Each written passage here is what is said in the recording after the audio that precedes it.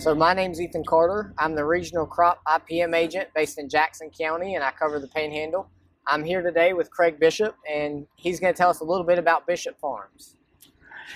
We farm in Jackson County, Florida, peanuts, cotton, and corn. We started with calves probably 25 years ago. About 2001, about close to 20 years ago, we got out of it. The calves was just too time consuming to go along with row cropping, but we would winter some cows. Currently we run about 1,500 acres that we run yearlings on some irrigated ground that we plant in a cover crop and fertilize it and run yearlings on it. Okay, so Craig, can you tell us when you started integrating cattle back into your system, what benefits did you see from that off your winter grazing? The crop yields picked up significantly. That was the one thing we noticed right off of the bat. And then the fertility picked up, the organic matter picked up, the water holding capacity of the soil picked up. There was a lot of benefits to it, and it had to be because we didn't make much money off of it. So that was kind of what justified the whole running the cows. The rotational grazing was what it brought to the land, what it gave to the land. Okay, so you're seeing a lot of benefits, you said, and that's only a portion of your farm acreage. Is there a reason you haven't adopted for the whole farm for this practice? What kind of things are you seeing that are holding you back, or obstacles that have gotten in your way for increasing your acreage with winter grazing and cattle integration? Well, fencing is a problem.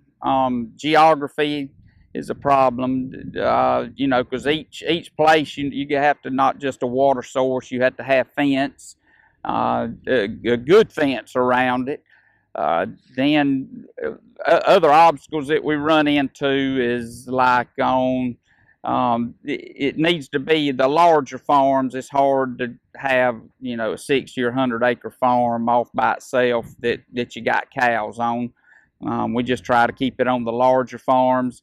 Probably the worst thing about foaling with cows would be if it's got much of a slope in it and you run the pivot, the irrigation system on it. The cows like to get in the pivot tracks and walk it, and then it washes.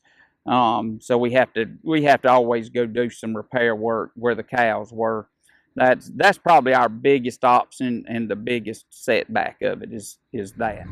So Craig, for the cattle integration, do you own those animals? And if not, or just for the people listening in, how would you recommend them going about connecting with a producer that has livestock, or partnering with them? What have you done in your experience?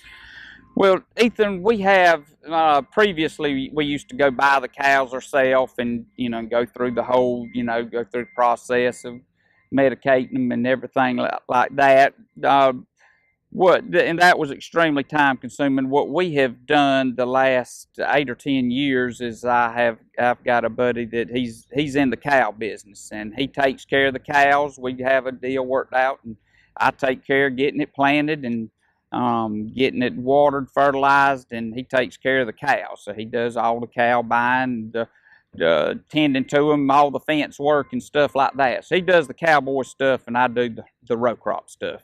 Okay, so y'all have a split partnership. You manage the crop side, he manages the cow side, and it's just a mutual beneficial relationship. Yes, sir. Yes, sir. Okay. So let me ask you one more question then, and we appreciate your time. As far as getting funding lined up and getting your farm where you can do this with cattle integration, do you see any access points through NRCS or cost share or equip, or do you have funding sources that help with this on your farm? Absolutely. There's NRCS has they cost share on planting cover crops. That helps tremendously. Is when they're cost sharing on planting the cover crop. All right. Well, we appreciate your time. Thank you, sir. Thank you, Ethan.